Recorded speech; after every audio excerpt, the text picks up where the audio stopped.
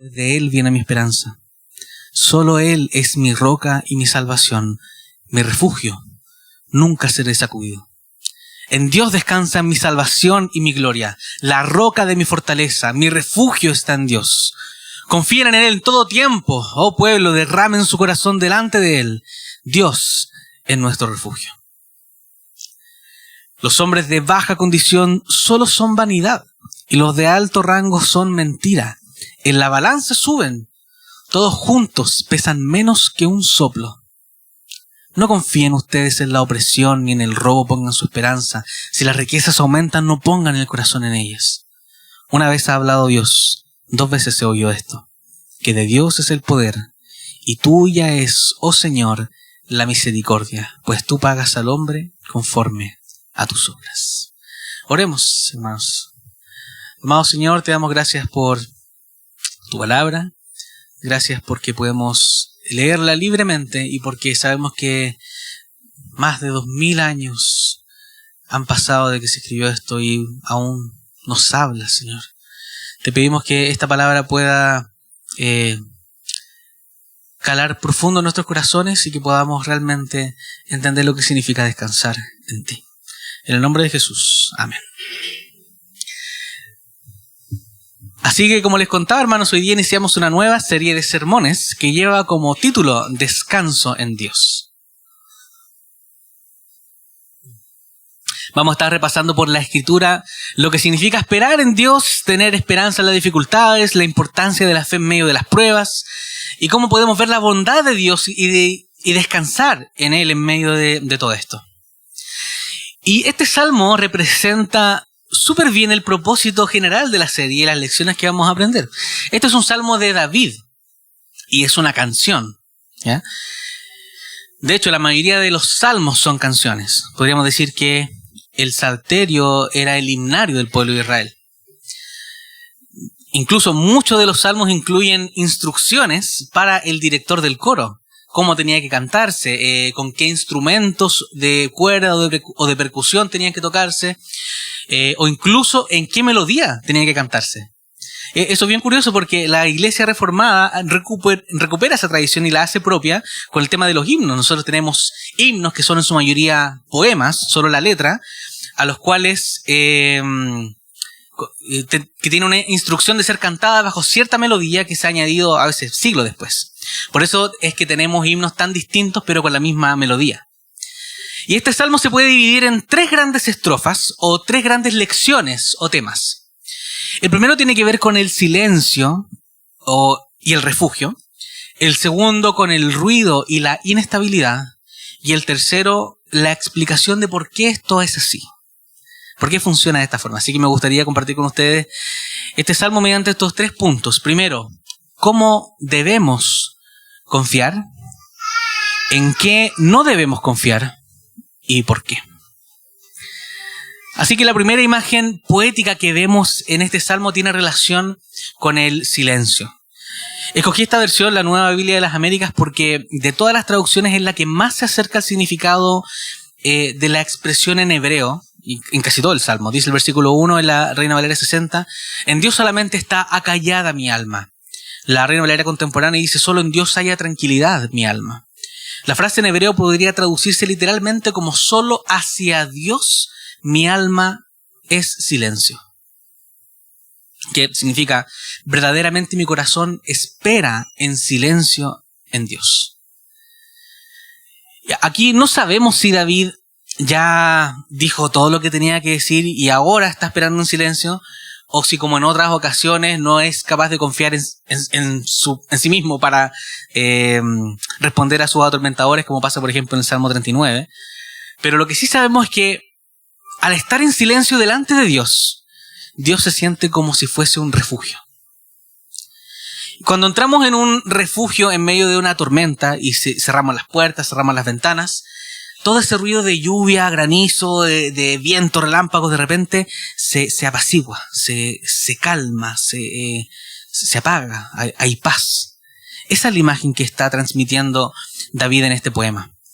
El mostrar a Dios como roca o como refugio o como fortaleza es una de las metáforas favoritas de David. Lo encontramos alrededor de todo el salterio. Y para una posición como la de David, de rey o en candidato de rey, no le faltaban enemigos. No faltaba gente que quería verlo muerto. Así que no era difícil ver a David viendo a Dios como una roca, refugio, fortaleza. Pero en medio de todo ese ruido, en medio de toda esa tormenta de preocupaciones, de amenazas, de pensamientos angustiosos y repetitivos, es que David finalmente logra llegar a un lugar donde puede escuchar y estar en silencio delante de Dios. Así que ahora David está en una posición de seguridad y lo representa como un refugio o como una roca firme. 3 veces menciona a Dios como roca, otras 3 lo menciona como refugio y lo enfatiza también al decir 2 veces no seré sacudido o no seré movido. Pero ¿qué era lo que estaba pasando David? ¿Qué era la situación, la tormenta que estaba amenazando la vida de David? La verdad que no se nos presenta mucho contexto histórico de lo que estaba pasando en esta situación exacta, pero podemos saber por los versículos 3 y 4 que hay ataques constantes, ¿ya? ¿Hasta cuándo atacarán? Hay intenciones de derribarlo, hay hipocresía, bendicen pero maldicen por dentro. Es posible que haya ocurrido durante la rebelión de Absalón, de uno de los hijos de David, que intenta derrocar y matar a David. En ese tiempo había conspiración, habían dobles discursos y David estaba siendo desplazado de su posición. Pero independientemente de cuál haya sido el contexto, lo que más podemos rescatar de esta situación es una conducta saludable que tiene David respecto a la adversidad, y es la de la autopredicación y permanencia. David se predica a sí mismo, se habla a su propia alma. Se dice, alma mía, espera en silencio en Dios. Espera en Dios porque en Dios está mi refugio. En Dios está mi roca. Solo Él es mi esperanza. Cuando estamos en problemas, a veces nuestras almas suelen decir cosas como, tienes que hacer esto o no vamos a salir de esta. O tiene que pasar tal cosa para poder estar tranquilo. O tengo que recibir este llamado, esta oferta. Si pasa esto, voy a estar un poco más tranquilo.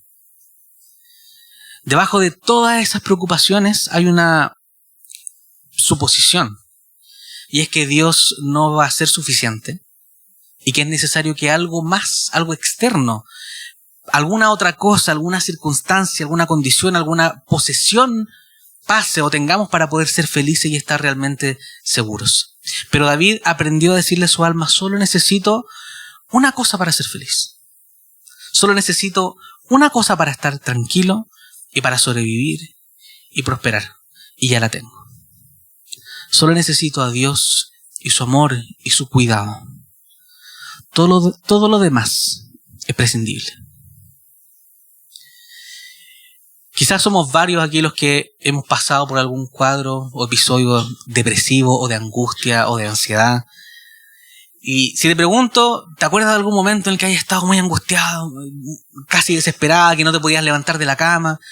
A lo mejor no tengas que hacer mucho esfuerzo para recordar, porque esos momentos, a pesar de que no tenemos muchas ganas de recordarlos, siempre los tenemos bien cercanos, como esa foto que no nos gusta cómo salimos y no la queremos ver. Y es muy interesante que fisiológicamente en esos momentos nuestro cuerpo responde con muchas hormonas y neurotransmisores de estimulación. Ante una situación de angustia se activa el sistema simpático, que también se le conoce como sistema de alerta. El cuerpo secreta adrenalina, aumenta el cortisol, aumenta la frecuencia cardíaca, el corazón empieza a bombear sangre con mayor fuerza para poder redirigir sangre a las extremidades, a los músculos, porque todo está orientado a luchar o escapar. Así es como el cuerpo interpreta las situaciones de angustia o de amenazas. Y con muchos trastornos del ánimo, esto ocurre, haya amenaza o no. O la amenaza sea real o no. Mi cuerpo puede pensar que me está persiguiendo un león para comerme, cuando en realidad se me perdieron las llaves o el teléfono. Hay una respuesta del cuerpo que no está de acuerdo a la situación. Eso ocurre muy, muy frecuentemente. Nuestro cuerpo se dice a sí mismo, vamos, sube el cortisol, más adrenalina, dilata las pupilas, late más rápido, contrae los músculos, prepárate para correr. Pero David aprendió que no sirve de nada eso. David le habla a su sistema parasimpático, al sistema de reposo. que hace todo lo contrario al sistema simpático. Disminuye la frecuencia cardíaca, disminuye la presión arterial, contrae las pupilas, relaja el cuerpo, baja el cortisol, aumenta el sueño. Es todo lo que pasa en nuestro cuerpo cuando salimos de una situación de amenaza.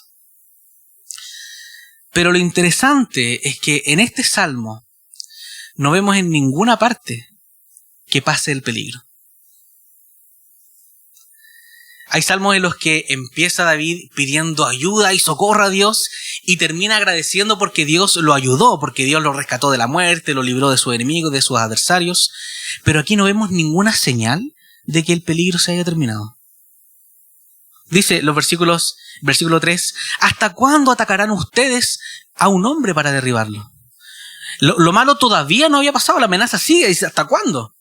Pero es en medio de esta situación que David se dice a sí mismo, a su alma y a su cuerpo, tranquilo, descansa en Dios, estamos en una tormenta, pero mira, acá está el refugio, ya estamos adentro, estamos a salvo. Y saben, hay algo curioso acerca de los refugios, y es que cuando no hay tormenta, cuando no hay terremoto, ni catástrofe, calamidad, ni huracán, ni ninguna de esas cosas, están vacíos. Porque los refugios están hechos para justamente esos otros momentos. Y a veces vivimos nuestras vidas de una manera contradictoria al enfrentar momentos difíciles. Por un lado están los que viven a su manera, que viven la vida como quieren, disfrutando lo que ofrece el mundo, pero solo buscan a Dios cuando las cosas se ponen difíciles. Y por otro lado están los que dicen confiar en Dios cuando todo está bien, pero cuando las cosas se ponen complicadas, se olvidan de Dios y abandonan el refugio y van a buscar seguridad en otra parte. Pero lo que hace David, y la conducta saludable que vemos en David, es predicarse a sí mismo y no moverse. Dice, no seré movido. David no va al refugio cuando las cosas están mal. David vive en el refugio. David ya está ahí. Sus pies están anclados en la roca y sean momentos buenos o malos, no se va a mover porque la roca simboliza permanencia, estabilidad, quietud, seguridad. Así que cuando nuestra confianza está en Dios, cuando esa fortaleza y refugio los convertimos en nuestro hogar, cuando están ocupados y habitados todo el año, día y noche, solo, lluvia, verano, invierno, en esos momentos, cuando la situación es así, entonces nuestra alma puede estar en silencio, porque estamos dentro del refugio. Ahora, este tema del silencio contrasta con todo lo opuesto, con el ruido. Porque cuando el refugio no tiene puertas ni ventanas, da un poco lo mismo estar adentro o afuera del refugio. Te vas a mojar igual, vamos a congelar con el viento. Y así son los falsos refugios en los que muchas veces ponemos nuestra confianza. Prometen protección, pero no pueden detener la tormenta, ni nos pueden cubrir de ella ni de sus consecuencias. Los versículos 9 al 10 dice: los hombres de baja condición solo son vanidad, y los de alto rango son mentira. En la balanza suben, todos juntos pesan menos que un soplo. No confíen ustedes en la presión ni en el robo, pongan su esperanza. Si las riquezas aumentan, no pongan el corazón en ellas. David termina la segunda estrofa en el versículo 8. No sé si me puede ayudar con los versículos. Termina la segunda estrofa en el versículo 8, animando al pueblo a confiar solamente en Dios. Y la tercera estrofa, la última estrofa, la inicia advirtiendo de no poner nuestra esperanza en estas cosas que son falsos refugios.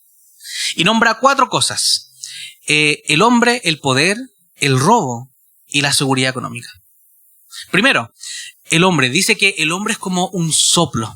La palabra que se utiliza aquí, soplo, es la misma que Eclesiastés utiliza y traduce como vanidad.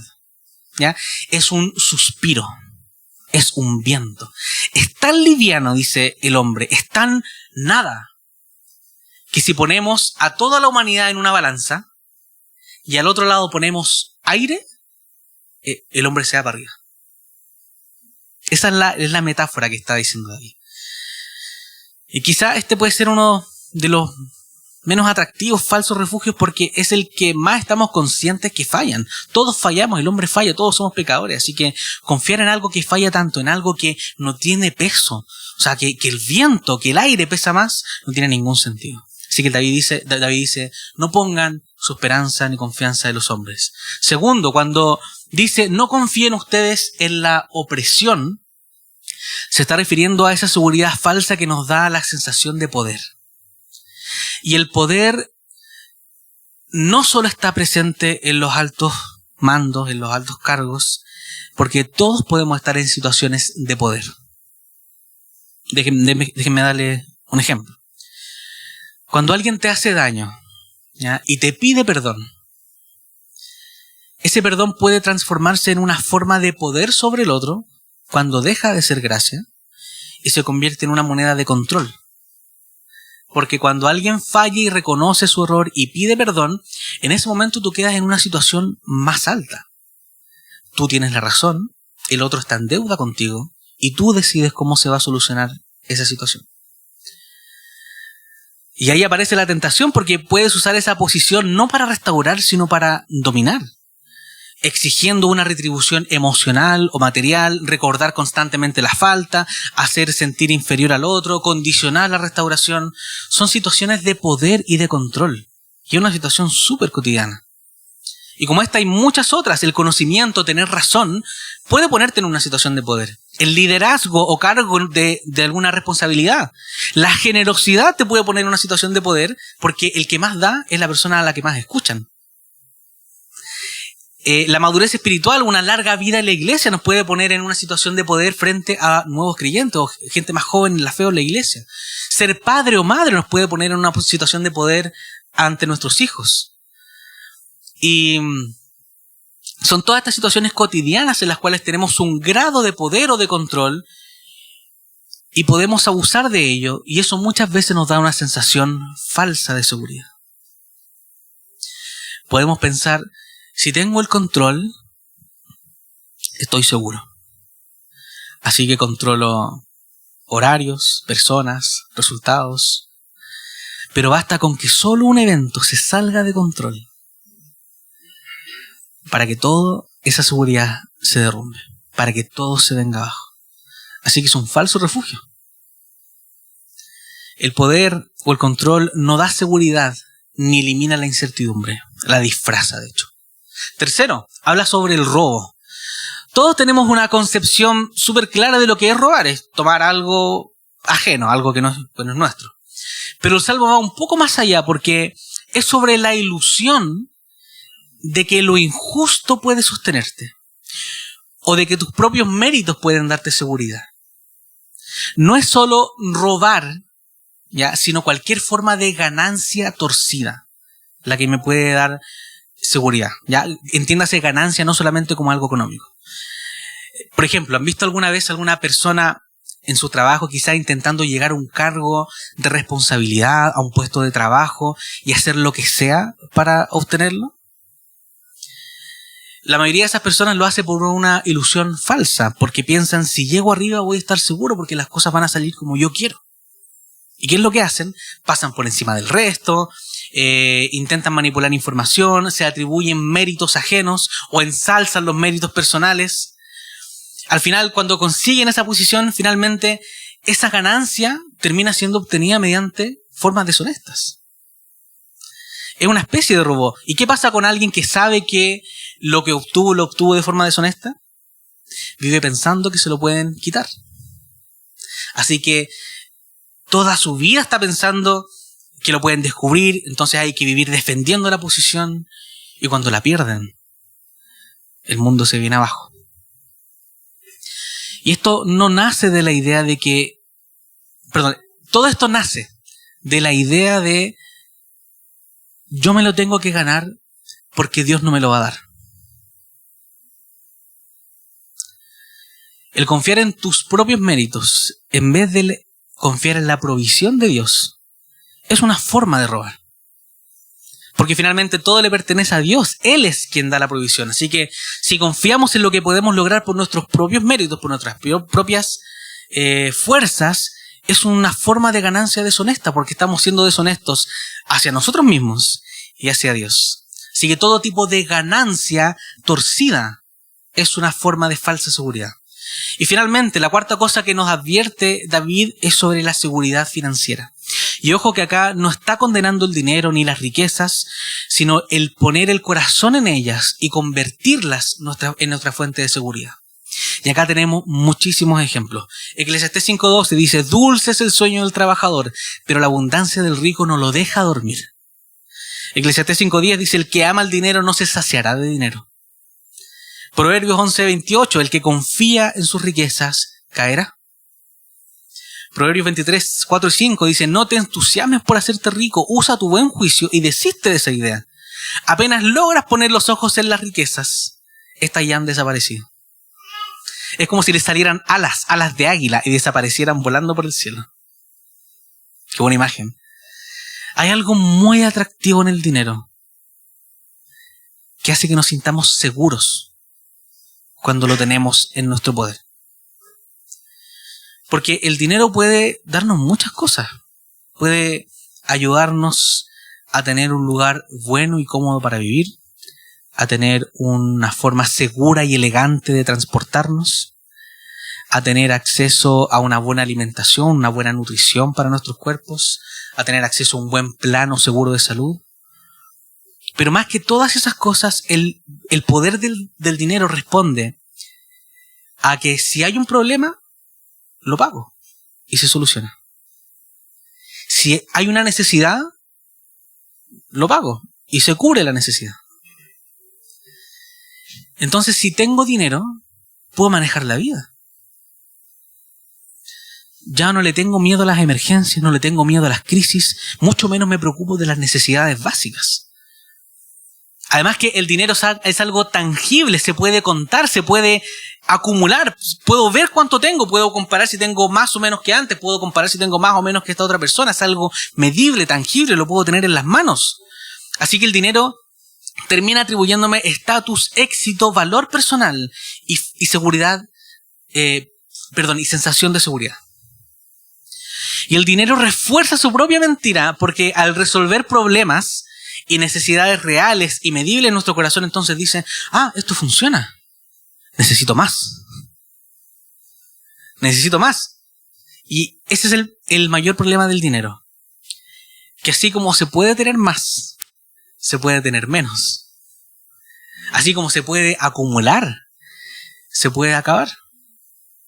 Por eso el dinero es uno de los ídolos más demandantes, porque es como un bebé. Si no le prestas el cuidado suficiente, si no le prestas la atención necesaria, si no lo alimentas bien, si no le demuestras amor y devoción, el bebé se muere. Y es una amenaza constante para el que vive descansando en la seguridad económica, porque en cualquier momento se puede fumar. Así que es una falsa seguridad. David dice: no pongamos nuestra seguridad en las riquezas. Entonces queda una pregunta final. ¿Por qué entonces todo esto es así? ¿Por qué yo debería poner mi confianza en Dios y no en otra cosa? Quizás eso funcione para ti, pero no para mí, porque para mí pueden funcionar otras cosas. Soy feliz con mi familia, soy feliz con mi pareja, soy feliz con mi trabajo y con las personas que amo. No tengo por qué depositar mi confianza en algo o alguien que no puedo ni ver ni sentir. En cambio, puedo hacerlo con mis seres queridos. Puedo depositar mi confianza en otras cosas más tangibles. David compone todo este salmo basado en las experiencias personales, en las experiencias de su vida, en lo que ha aprendido acerca de la vida, que justamente puede ser subjetivo. Pero termina el salmo con una nota decisiva que le da sentido y que confirma como verdad todo lo que había dicho hasta ese momento. Porque termina el salmo con el testimonio de Dios. Dice que Dios es quien ha hablado. Una vez ha hablado Dios, 2 veces he oído esto, que de Dios es el poder y tuya, oh Señor, es la misericordia. Pues tú pagas al hombre conforme a tus obras. Y esta es la parte complicada del salmo. si Dios paga a cada uno de nosotros conforme a nuestras obras, ¿podemos realmente estar seguros? De todos los seres humanos, ¿hay alguien que pueda levantarse y decir que jamás ha obrado mal? Dice Romanos 3, como está escrito, no hay ni uno solo que sea justo. No hay quien entienda, no hay quien busque a Dios. Todos se desviaron, a una se han corrompido. No hay quien haga lo bueno, no hay ni siquiera uno. Su garganta es un sepulcro abierto y con su lengua engañan, con sus labios, en sus labios hay venenos de serpientes. Su boca está llena de maldición y de amargura, sus pies son veloces para derramar sangre, destrucción y desgracia hay en sus caminos. No conocen el camino de la paz. No hay temor de Dios delante de sus ojos. Esa es la condición de nuestra naturaleza humana. Entonces, ¿cómo es posible que David pueda estar tan seguro en Dios, sabiendo que si Dios es un Dios justo, Él le va a pagar conforme a lo que ha hecho? Y David no era una blanca paloma. David fue culpable de adulterio, asesinato, engaño, orgullo, negligencia. Así que aquí tenemos un dilema. Lo único en lo que descansa David es que tiene un Dios tan poderoso como amoroso. Pero ¿puede un Dios amoroso y justo a la vez? ¿Puede un Dios ser amoroso y justo a la vez, siendo que la justicia demanda castigo? ¿Es posible? Porque si Dios no deja sin castigo al culpable, ¿es amor o no es amor? Porque por un lado está el que hizo mal, el que merece castigo, pero podría ser amado si Dios lo perdona porque Dios es amor. Pero ¿qué pasa entonces con los que sufrieron ese mal? ¿Qué pasa con las víctimas? ¿Dónde está la justicia? ¿Un Dios que perdona al culpable es realmente justo? Esto es un problema. Esto es una paradoja, porque constantemente la Biblia parece dar una y otra vez respuestas que son contradictorias. Y es tan irreconciliable que siempre tendemos a inclinarnos a uno de los dos lados en vez de seguir el balance bíblico. La mayoría de la gente sigue lo uno o lo otro, lee la Biblia de forma liberal y dicen, si tienes que obedecer, si tienes que cumplir los 10 mandamientos, si tienes que ser bueno, pero al final da lo mismo porque Dios te va a amar igual. O la leen de forma más conservadora y dicen, sí, Dios es un Dios amoroso, pero al final tienes que ser bueno o Él no te va a aceptar. Entonces tenemos estos dos bandos. Unos dicen que hay que cumplir la ley porque es lo primordial y que el amor es lo secundario. O sea que las promesas y bendiciones de Dios son condicionales. Lo vimos de hecho hoy día en la escuela dominical. Debo ser bueno para que Dios me acepte. O, por el otro lado, los que creen que el amor es lo primordial y que la ley es lo secundario. O sea que las promesas de Dios son incondicionales. No importa lo que yo haga, Dios me va a amar igual. Y como no entendemos cómo resolver este problema, nos inclinamos para uno de los dos lados. Somos relativistas, somos moralistas, somos saduceos o fariseos. O sentimos que podemos vivir de la vida de la manera en que queremos, porque al final Dios nos va a amar igual. O nos sentimos cargados de culpa y condenados porque no podemos dejar de pecar. Así que, ¿cuál es la respuesta? ¿Dónde está la respuesta? Y la respuesta, hermanos, la ha dicho David 4 veces en el Salmo. En los versículos 1, 2, 6 y 7. Dice que Él es mi salvación. Porque el mismo Dios que impuso la sentencia de muerte como paga del pecado, fue el que tomó ese castigo en la cruz. 2 Corintios 5:21 dice, al que no cometió ningún pecado, por nosotros lo hizo pecado, para que en Él fuéramos hechos justicia de Dios. Hermano, Cristo, hermano y hermana, Cristo te amó tanto, que cuando llegaba el momento de que tú ibas a recibir la paga por tus obras de injusticia, Él tomó tu lugar para recibir esa paga y que tú recibieras la paga que a Él le correspondía por sus obras de justicia. Cristo cargó con nuestro pecado para que fuéramos nosotros revestidos de justicia. De modo que cuando Dios da a cada uno conforme a sus obras y nos ve a nosotros, ya no nos ve mediante lo que hicimos, sino lo que Cristo hizo en nuestro lugar. Porque Él vivió la vida perfecta. Él fue la roca que fue abierta para que nosotros encontráramos refugio. Él fue el que sufrió en silencio en la cruz, apartado del Padre, para que tú pudieses descansar en silencio delante del Padre. Así que, hermanos, el mundo está pasando por muchas cosas. Nuestro país está pasando por muchas cosas. Cosas de las noticias, de las redes sociales. Todos los días vemos cosas de guerra, de bombardeo, crisis económica, suben los precios de todo, menos de nuestro sueldo. Estamos a nada de que el mundo colapse.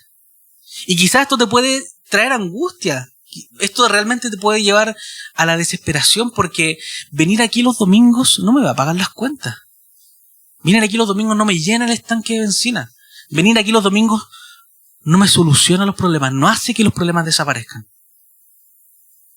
Pero como en este salmo, que los problemas no desaparecen todavía, que en estas situaciones, en estas tormentas, aprendamos a descansar en Dios y que Dios sea nuestro refugio, en nuestra roca, en nuestra fortaleza. Porque si logramos hacer de Dios nuestro refugio, si entramos en ese refugio bueno, con buenas puertas, con buenas ventanas, nos vamos a dar cuenta que vamos a estar en silencio delante de Dios. Que todos esos pensamientos, esa angustia que quizá me carcome, que no me deja dormir, se apaga un poco. Porque alguien sufrió en silencio para que yo pueda descansar en silencio. Oremos, hermanos. Amado Dios, te damos gracias porque tú le traes paz a nuestra alma. Tú le das tranquilidad.